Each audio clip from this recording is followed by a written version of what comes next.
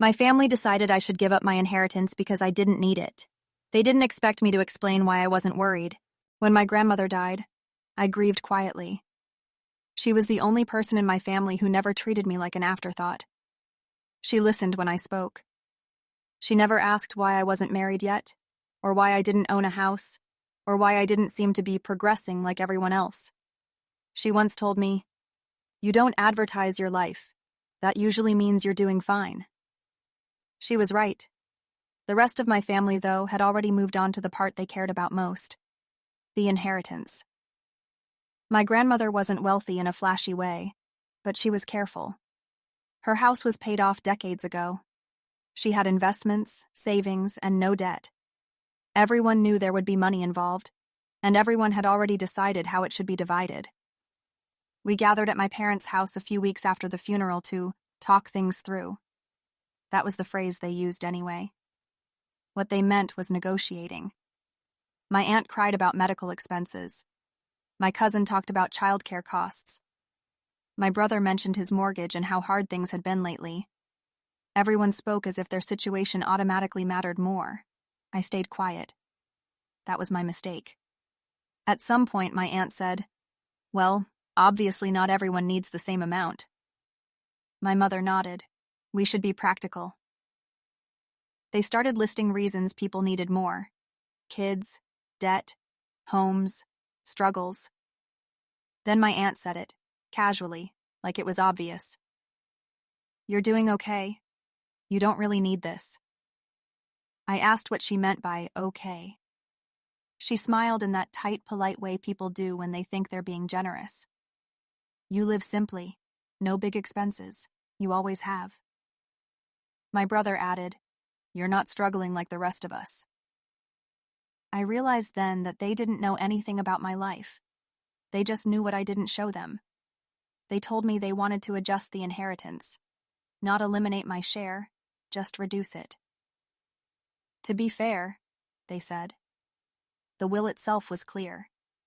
My grandmother had divided everything equally among her grandchildren, but they'd already spoken to the executor.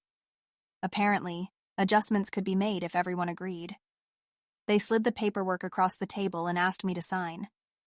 I didn't yell. I didn't argue. I asked one question.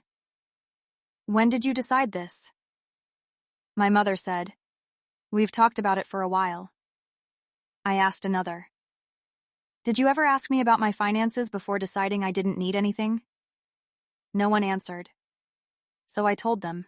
I explained that I had been working in a niche corner of tech for years, that I had equity in a company that was acquired quietly, that I lived the way I did because I liked it, not because I had to. I showed them numbers, not all of them, just enough. The reaction wasn't relief. It wasn't happiness. It was shock, followed immediately by discomfort. My aunt said, "Well, that changes things." My brother frowned and said, "So you've just been sitting on all that?" My mother asked why I'd never helped before. That question stunned me. Help with what? No one had ever asked me for help.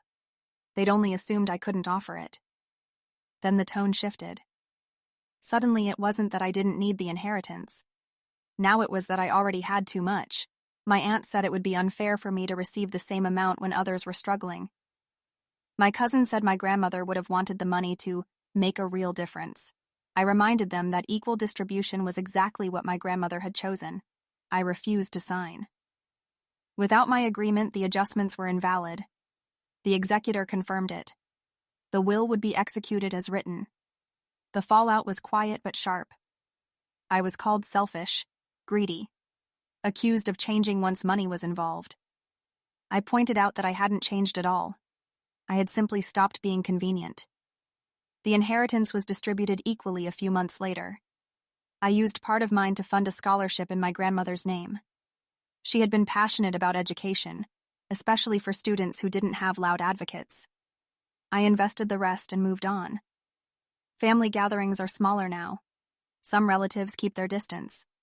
Others are polite but careful, like they're afraid of stepping on a boundary they didn't know existed before. But no one questions my right to what was left to me. and I know my grandmother would have approved. Not because I kept the money, but because, for once, I didn't let anyone decide my worth for me.